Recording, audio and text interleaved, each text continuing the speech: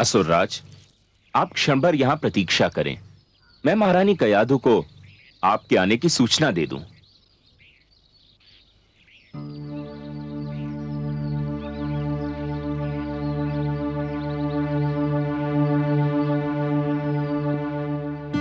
देवी कयाधु,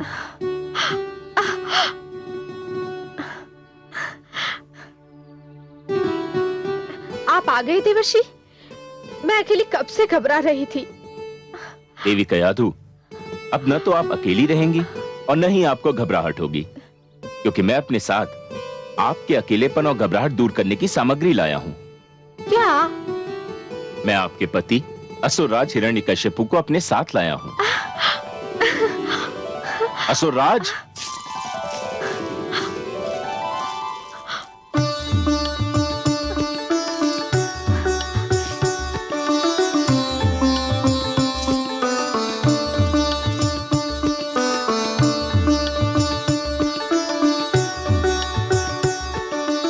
नारायण नारायण।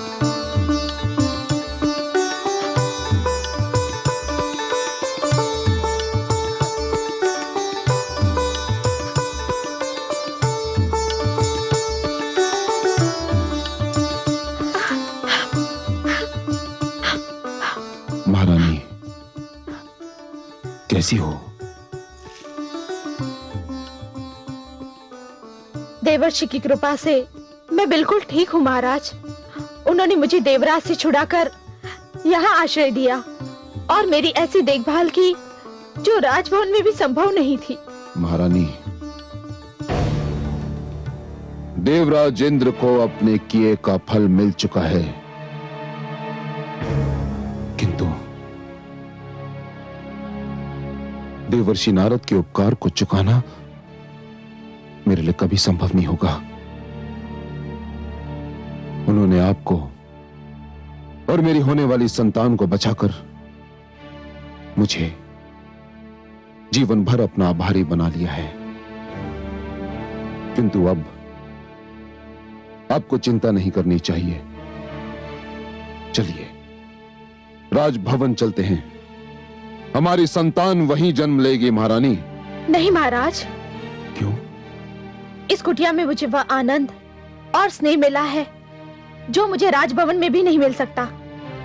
यहाँ मैंने एक ऐसी सुरक्षा का अनुभव किया है जो मैंने अपने जीवन में कभी नहीं पाई। हे महाराज, मेरी इच्छा है कि मेरी संतान का जन्म यही हो।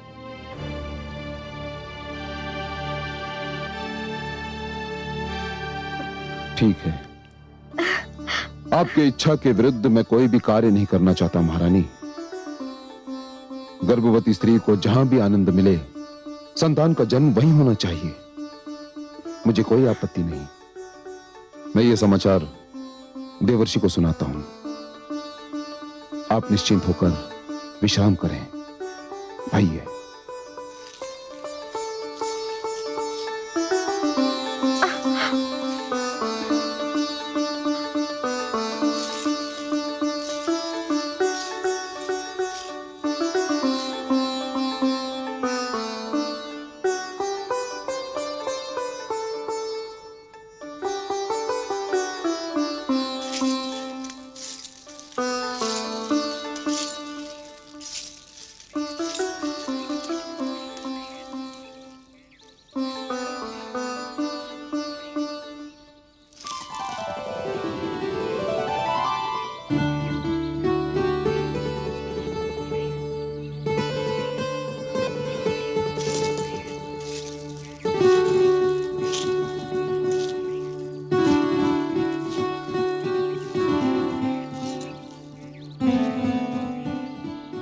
मुझे विष्णु और उसके भक्तों से अपार घृणा है। मैं ये भी जानता हूं कि आप इस सृष्टि में विष्णु के महानतम भक्त हैं, और मैं चाहते हुए भी आपसे घृणा नहीं कर पाता।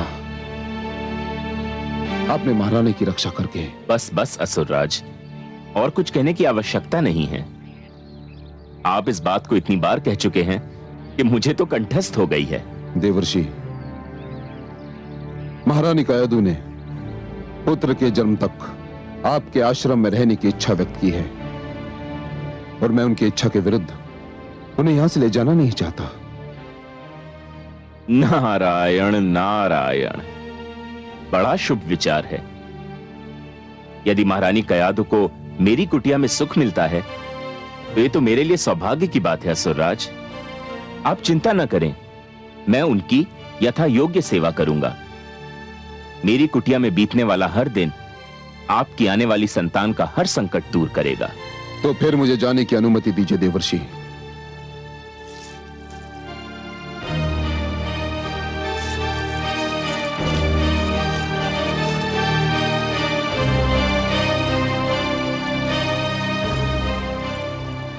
हे नारायण, आपकी लीला भी अनुपम है। आपसे घृणा करने वाले को पता ही नहीं कि उसके अपने घर में आपका सबसे महान प्रेमी जन्म लेने वाला है। नारायण नारायण। भगवान हिरण्यकशिपु की जय। भगवान हिरण्यकशिपु की जय। भगवान हिरण्यकशिपु की जय। भगवान हिरण्यकशिपु की जय। भगवान हिरण्यकशिपु की जय। भगवान हिरण्यकशिपु की जय। भगवान हिरण्यकशिपु की जय। भगवान हिरण्यकशिपु की जय।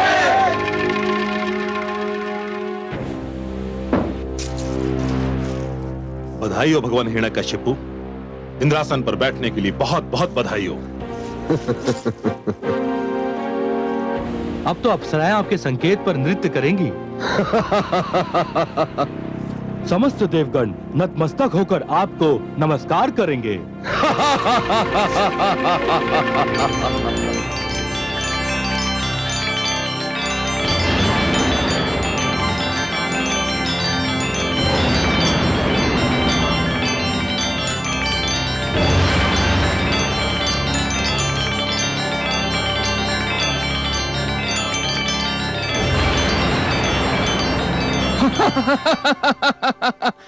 हाँ, मैं स्वरभानु हूं।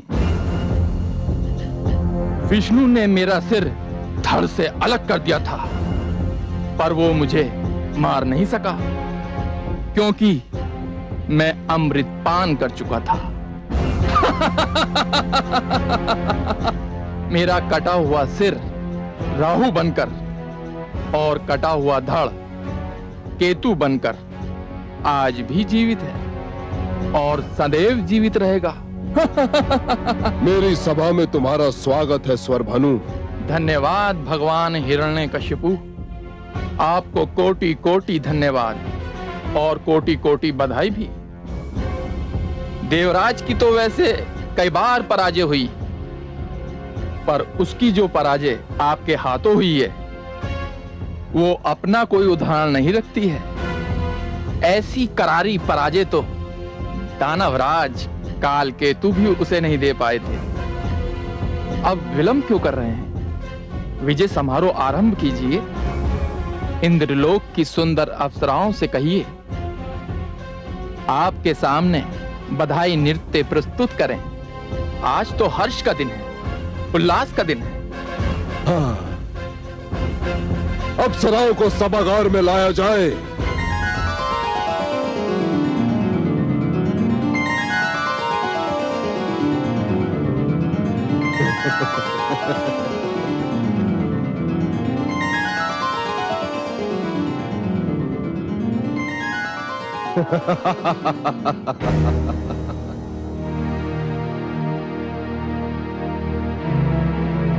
देवलोक की अप्सराओं, तुम आज तक देवराज इंद्र के लिए नृत्य करती थी, किंतु आज से तुम भगवान हिरण्यकशिपु के लिए नृत्य करोगी, क्योंकि यह सिंहासन अब मेरा हो चुका है और मेरा ही रहेगा। नृत्य प्रस्तुत करो, एक ऐसा सुंदर नृत्य जिसे देखकर मैं अपनी कठोर तपस्या की सारी थकान भूल जाऊं। नाचो नाचो। धा ढे ढे कट धा ढे धिदकत धा धिदकत धा धिदकत धा धिदकत धा धिदकत धा धा धिदकत धा धा धिदकत धा होनी होय बड़ी बलवान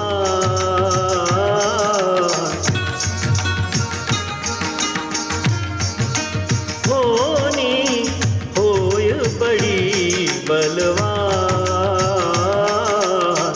एक वरदान मिला पापी को एक वरदान मिला पापी को बन बैठा भगवान होनी होय बड़ी बलवान दिख दिखता दिख दिखता दिख दिखता धा धा धा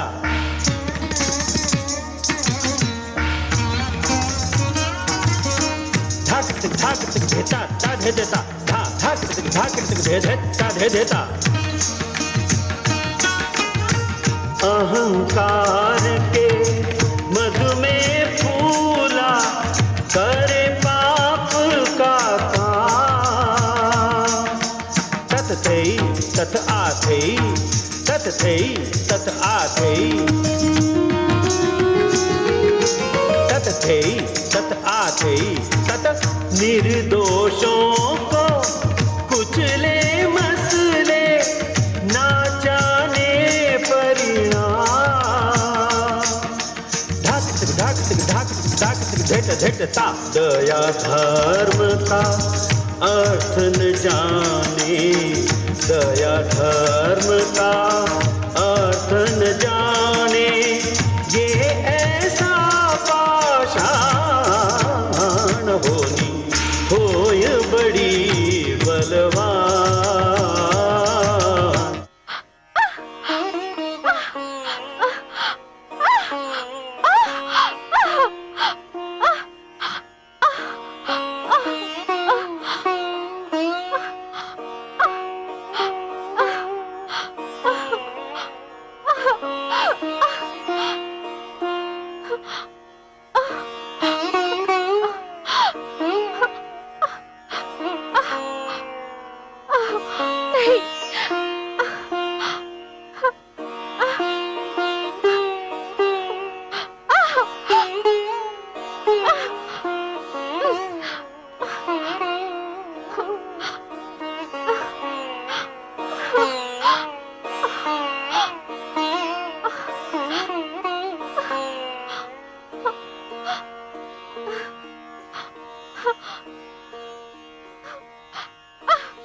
हे लक्ष्मी नारायण, मैंने कयाधु को अपनी पुत्री मानकर यथाशक्ति उसकी सेवा की है, किंतु अब वह जिस अवस्था में है उस अवस्था में कोई भी पुरुष, चाहे वह उसका पिता ही क्यों न हो, उसके पास नहीं रह सकता। हे सर्वेश्वर, मुझे आपकी सहायता चाहिए। अब केवल आप ही मेरी सहायता कर सकते हैं सर्वेश्वर।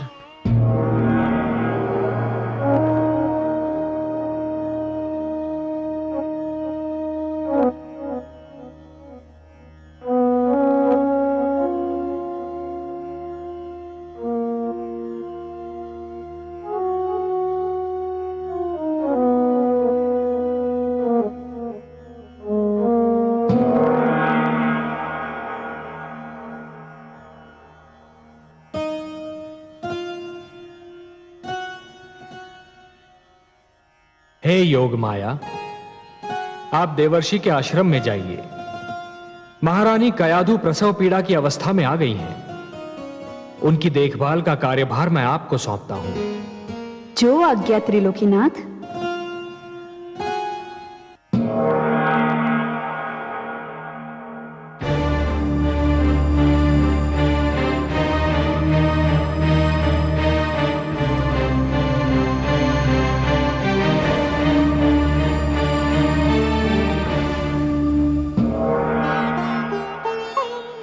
प्रणाम देवर्षि। धन्य है देवी कि आप आ गईं। मेरे तो हाथ पांव फूल गए थे। आप चिंता न करें देवर्षि, मैं सब संभाल लूंगी।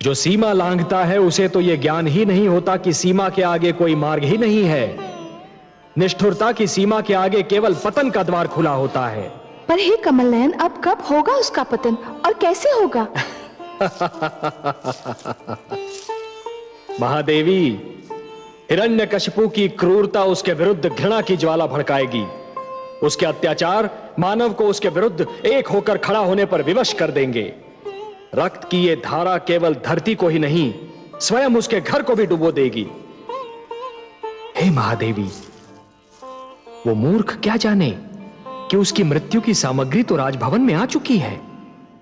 जिस पुत्र प्रहलाद को वो मेरा सबसे महान शत्रु बनाना चाहता है, वही प्रहलाद उसके अहंकार का सर्वनाश कर देगा।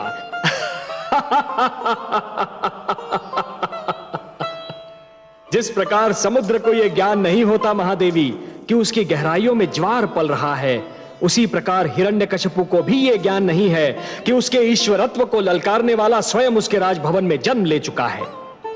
महादेवी, यह कथा बहुत रोचक है। महादेवी, यह कथा बहुत रोचक है और इसका हर मोड़ अधिक रुचिकर होगा।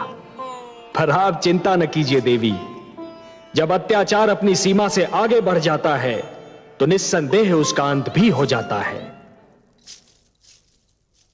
बधाई हो महाराज। देव ऋषि नारद ने समाचार भेजा है कि महारानी कयादु ने एक अत्यंत सुंदर पुत्र को जन्म दिया है। बधाई हो भगवान हिरण्यकशिपु, बधाई हो। शुभ समाचार है ये, शुभ समाचार। ये तो बहुत ही शुभ शकुन है भगवान। अभी अभी विष्णु नाम के बालक का वध हुआ और अभी अभी ये सूचना मिली है कि आपके पुत्र ने जन्म लिया है। तुम सत्य कहते हो स्वर भानु। शुभ शकुन है ये, शुभ शकुन। इसका अर्थ ये हुआ कि मेरा पुत्र विष्णु का मुझसे भी बड़ा शत्रु सिद्ध होगा।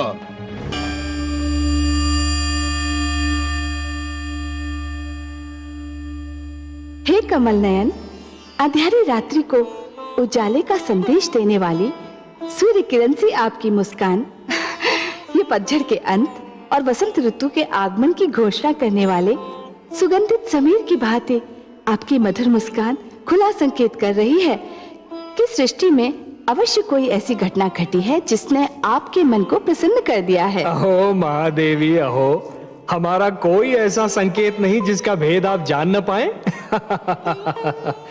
हाँ देवी, एक बहुत सुंदर, एक बहुत अनुपम घटना घटी है।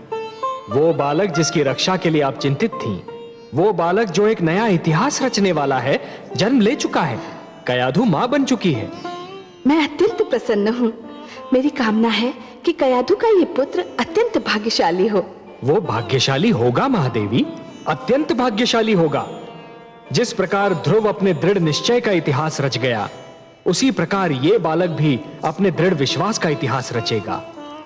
जिसे जन्म लेते ही देवर्षि नारद जैसे महान मार्गदर्शक की गोद मिल जाए, उसने तो नेत्र खोलते ही अपना मार्ग भी देख लिया और अपना लक्ष्य भी। हे त्रिलोकीनाथ, मुझे इस बालक के जन्म का हर्ष है, परंतु थोड़ी घबराहट भी हो रही है। घबराहट? घबराहट का क्या कारण महादेवी? उसका जन्म एक ऐसे राक्षसी प्रकृति के असुर के घर में हुआ है जो वास्तविकता जान लेने के उपरांत इस नन्हे बालक का बैरी बन जाएगा। ऐसे शक्तिशाली और अभिमानी का ये बालक सामना कैसे कर पाएगा? यही तो उसके दृढ़ विश्वास की परीक्षा होगी महादेवी। महादेवी, केवट का साहस शांत बहने वाली नदी में नौका खेने से सिद्ध नहीं होता। वो तो तब सिद्ध होता है जब केवट बिफरी हुई नदी के मझधार से नौका को सुरक्षित निकाल कर ले जाता है। एक दिए की क्षमता शांत वातावरण में जलते रहने से सिद्ध नहीं होती। वो तो तब सिद्ध होती है जब दिया अपनी लौ को आंधी में भी बुझने नहीं देता। उसी प्रकार इस बालक का दृढ़ विश्वास भी तभी सिद्ध होगा जब वो महान शक्तियों और प्रतिकूल वातावरण में भी जमा रहेगा। मैं तो मन से चाहती हूँ कि कयाधु का ये पुत्र हर पग पर सफलता पाए। अब आपने उसे आशीर्वाद दे दिया है, तब तो उसका विश्वास दृढ़ होना ही है।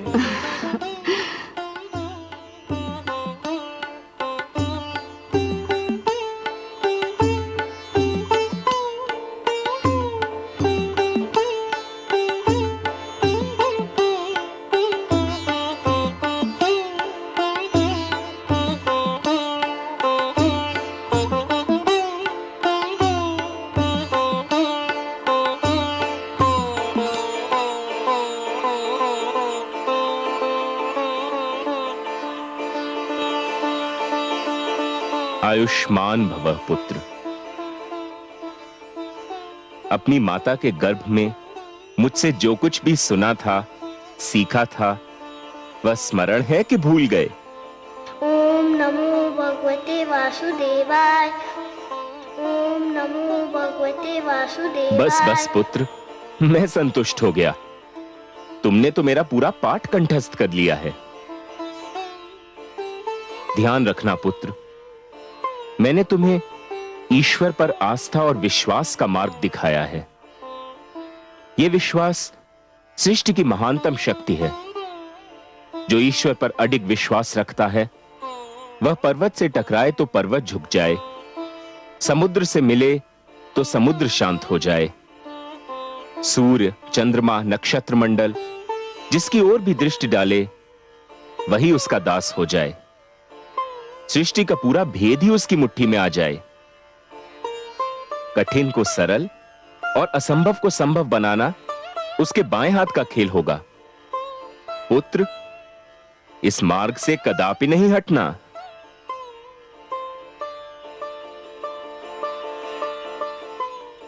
लीजिए देवी, इसे इसकी माता के पास पहुंचा दीजिए।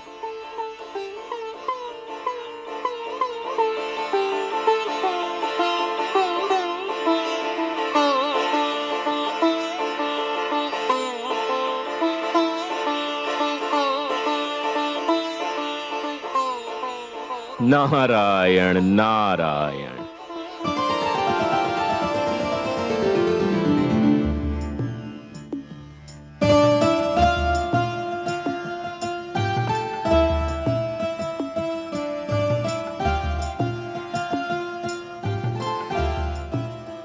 देवर्षि, मेरा कार्य पूरा हो गया। मुझे विष्णु लोक लौटने की अनुमति दीजिए। मैं आपका बहुत आभारी हूं देवी कि आप आ गईं। आपने ऐसे समय पर मेरी सहायता की जब मेरी बुद्धि भी काम नहीं कर रही थी। आपको कोटि कोटि धन्यवाद।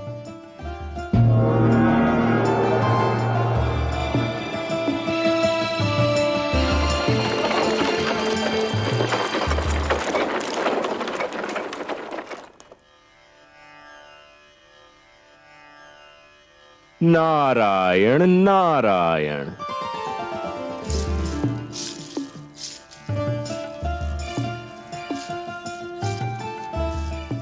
प्रणाम देवर्षि। जब से मैंने सुना है कि मेरे पुत्र का जन्म हुआ है, मैं उसे देखने के लिए व्याकुल हूं।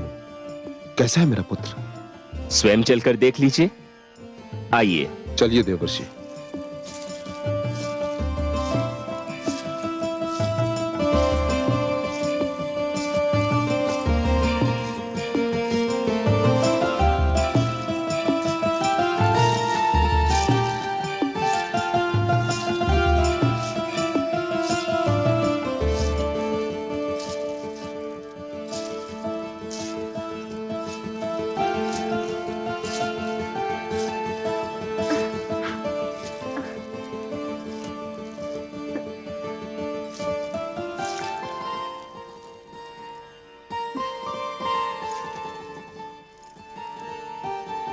कितना सुंदर है मेरा पुत्र,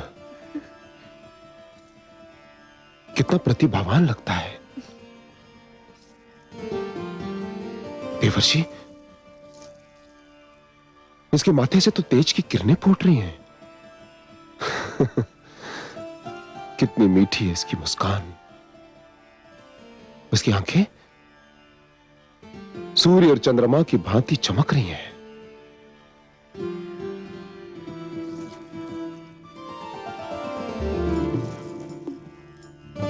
धन्यवाद महारानी।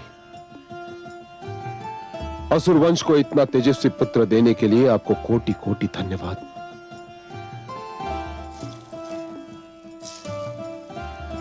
देवर्षि, आज यदि मेरा पुत्र सुरक्षित है तो केवल आपकी कृपा के कारण। असुरराज, मेरी कृपा आपको इसलिए लग रही है क्योंकि मैंने जो कुछ भी किया वो आपने देख लिया। आपके पुत्र पर तो धरती और आकाश से न जाने किस किस ने कृपा की है। आपने तो देख ही लिया कि इसके मुख पर कितना तेज है। देवर्षि, तीनों लोक में आपसे बड़ा ज्योतिष विद्या का ज्ञाता कोई नहीं। मेरी विनती है कि मेरे पुत्र का नामकरण आप ही करें। नारायण नारायण। असुरराज, आप पुत्र पाकर प्रसन्न हुए ना? प्रसन्न, अति प्रसन्न, हर्षित, अति हर्षित देवर्षि। तो जो अत्यंत प्रसन्नता देता है, असीम हर्ष प्रदान करता है, उसे प्रहलाद कहते हैं। असुरराज, मैं आपके पुत्र का नाम प्रहलाद रखता हूं, क्योंकि ये आपके जीवन में प्रसन्नता और आह्लाद लेकर आया है। प्रहलाद।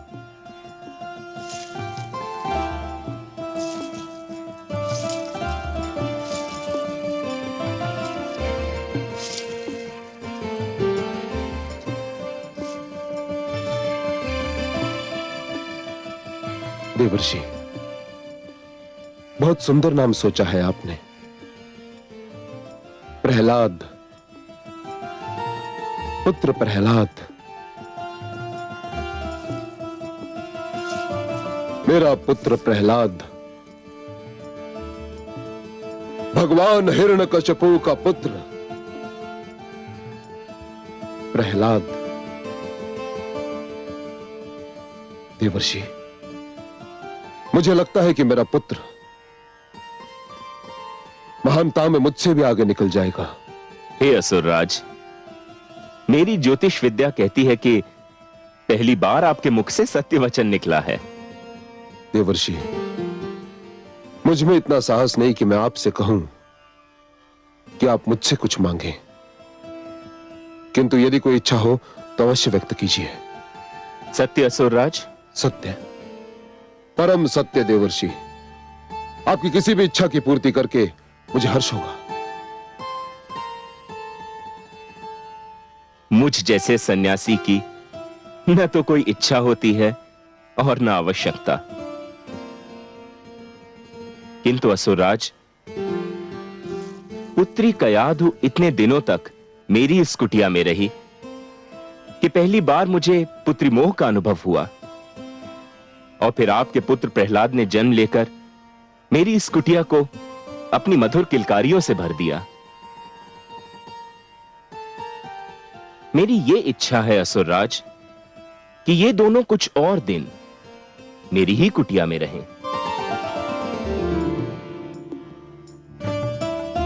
आपने तो मेरे मन की बात कह दी देवर्षि।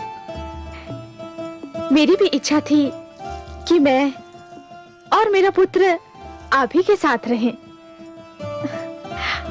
मुझे तो देवर्षि की कुटिया स्वर्ग के समान लगती है। देवर्षि, मैं आपकी इच्छा की पूर्ति के लिए वचनबद्ध हूं। अपने पुत्र से दूर रहना मेरे लिए संभव नहीं, किंतु आपके उपकारों के आगे मैं नतमस्तक हूं। मैं पुत्र प्रहलाद और महारानी को यही छोड़ जाऊंगा, और आपको मुझे एक वचन देना होगा। कहिए असुरराज, क्या चाहते हैं आप? देवर्षि, मुझे विष्णु से घृणा है, अपार घृणा, और आप विष्णु भक्ति के लिए विख्यात हैं। मुझे वचन दीजिए कि आप मेरे पुत्र के सम्मुख विष्णु का नाम कभी नहीं लेंगे देवर्षि, कभी नहीं। मुझे वचन दीजिए। असुरराज, पुत्र कयाधु और दौहित्र प्रहलाद के लिए मैं कुछ भी त्याग कर सकता हूं। मैं आपको वचन देता हूं कि मैं सब कुछ कहूंगा, किंतु आपके पुत्र के सम्मुख विष्णु शब्द का उच्चारण नहीं करूंगा। सुंदर, अति सुंदर देवर्षि।